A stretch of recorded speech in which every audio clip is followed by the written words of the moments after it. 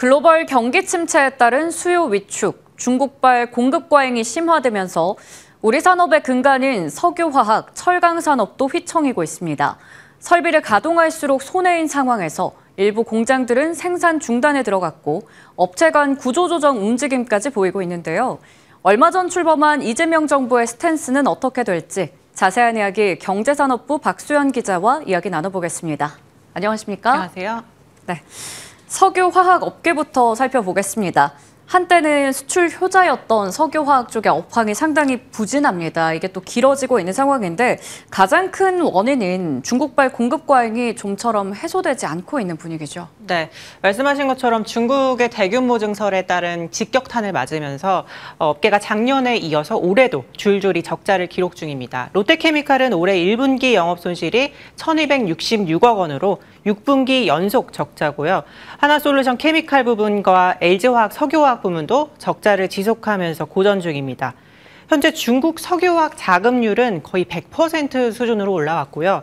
여기에다가 미국 트럼프 2기 행정부의 관세 정책 불확실성까지 커지면서 앞으로의 상황도 녹록지 않습니다. 설명 들어보시죠. 공급 과잉 심화한 글로벌 경기 침체로 인한 수요 부진 지속으로 25년의 경우에도 석유화학 산업의 낙관적 전망은 쉽지 않을 것으로 보입니다. 지속되는 증설에 따른 공급 부담과 트럼프 정부의 관세 정책 등 대내 경영 환경의 불확실성 확대로 급격한 시황 반등은 어려운 상황으로 판단됩니다. 네, 이처럼 벼랑 끝에 몰린 상황인데 업계도 두고만 볼 수는 없는 상황이죠. 그렇다 보니까 민간이 나서서 자발적인 통폐합 논의에 들어갔다고요? 네, 최근에 이제 롯데케미칼과 HD 현대가 이 충남 대산 석유화학 단지 내에서 NCC, 나프타 분해시설 통합을 목표로 구조조정 협의에 들어간 것이 대표적입니다. 일단 양사는 HD현대 자회사 오일뱅크가 지분 60%, 또 롯데케미칼이 지분 40%를 보유하고 있는 NCC 합작사 HD현대케미칼, 이 연간 85만 톤 규모의 에틸렌을 생산하고 있고요. 현재 이제 어떻게 구조조정이 진행되면 롯데케미칼이 보유한 설비를 HD현대케미칼에 넘기고 또 HD현대그룹이 추가로 출자해서 이 하나의 법인으로 설비를 통합하는 방안이 논의되고 있습니다. 이렇게 되면 대규모 설비 효율화가 이뤄질 전망이고 이를 계기로 업계 구조조정이나 합종연행의 신호탄이 될지 업계가 주목하고 있습니다. 네, 석유화학 업계 경쟁력 강화 방안이죠. 당초 업계 정부 대책이 나올 거라고 좀 예상을 하고 있었는데 이게 계속 늦춰지고 있습니다. 그래서 더 새 정부에 거는 기대가 클 것 같은데요. 네, 아무래도 상반기 비상계엄과 탄핵 정국이 있었다 보니까 지원 대책이 하반기로 미뤄진 건데요. 정부 주도하에 좀 강력하게 구조조정을 해야 된다 이런 목소리가 나오고 있습니다. 업계 설명부터 들어보시죠. 예상 끝나고 있으니까 뭔가 좀 실효성 있는 대책 나오기를 좀 기다리고 있는 상황이에요.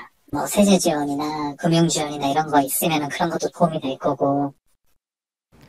가장 대표적으로 얘기하는 게 이 양도소득세, 또 취득세 감면 등의 세제 지원, 또 인수합병을 할 때 발생할 수 있는 독과점 문제에 대해서도 좀 예외를 두자고 하는 것이 업계 대표적인 요구안으로 꼽힙니다. 네, 이렇게 석유화학 업계에 대한 이야기를 좀 들어봤고요. 이번엔 철강 쪽의 이야기를 좀 해보겠습니다. 산업의 쌀로도 불리는 쪽인데 역시나 분위기가 어두운 상황이거든요.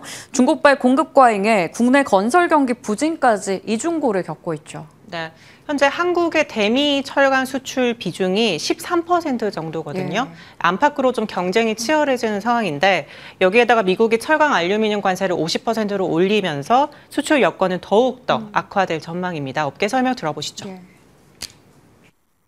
미국 내에 이제 미국 업체하고 굉장히 이제 크게 분리해지는 거죠. 미국 철강 업계가 워낙 생산력도 이제 좀 뒤쳐지고 해서 지금 관세로 이제 높아지면은 상당히 이제 쉽지 않은 그런 상황입니다.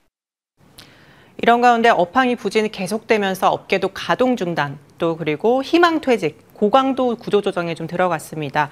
현재 현대제철의 포항 2공장이 무기한 휴업에 돌입했고 1공장의 중기사업부의 경우에도 매각 절차에 들어갔습니다. 지난해에는 포스코가 이 포항제철소 1제강공장, 또 1선제공장을 폐쇄했고 동국제강도 다음 달부터 인천공장 가동을 한 달간 중지하기로 했습니다. 네. 최근에 또 일본이 미국의 철강 기업이죠. US 스틸을 인수한 것도 업계에서 가장 큰 이슈로 부각되고 있는 상황인데 이게 국내 업계에 또 상당한 악재로 작용할 수 있다고요? 네, 최근에 이제 미국 황금기를 상징하는 US 스틸이 네. 일본 제철 품에 안겼습니다. 이르면 오늘 인수 절차가 마무리될 전망인데 일본 제철은 우리나라 돈으로 15조 원 규모를 투자해서 이 미국 현지 생산에 집중하겠다는 계획입니다. 이 미국 관세 장벽에서 유리한 고지를 선점하게 되는 건데요. 이렇게 되면 일본과의 경쟁이 심화되면서 한국 철강 기업들에게도 상당한 부담이 될 전망입니다. 업계 설명 들어보시죠. 일본이 어떻게 투자를 하느냐가 중요할 것 같아요. 여기다가 막 대규모 투자를 해가지고 뭐 생산 캐파를 늘린다든지 예를 들면 네. 아니면은 뭐 고부가 강제 쪽으로 뭐 집중해가지고 그쪽으로 뭐 해가지고 뭘 한다든지 이런 움직임이 있을 경우에 그러면 미국에 수출하는 우리나라 기업들하고 뭔가 어떤 그 상충하는 문제들이 이제 여러 가지 상황들이 발생을 할 수가 있는. 네, 이렇게 업계가 어려운 가운데 정부는 하반기 발표할 철강 고도화 방안 대책을 앞두고 오늘 철강 제품별로 적정 생산량 수준이 어느 정도인지 점검에 나섰습니다. 네, 이야기를 오늘 이렇게 쭉 들어보니까 참 내우외환의 첩첩산중입니다. 갈 길이 멀어 보이는데 이재명 정부의 역할이 그 어느 때보다 더 중요해 보이네요. 오늘 경제산업부 박수영 기자와 이야기 나눠봤습니다. 말씀 잘 들었습니다.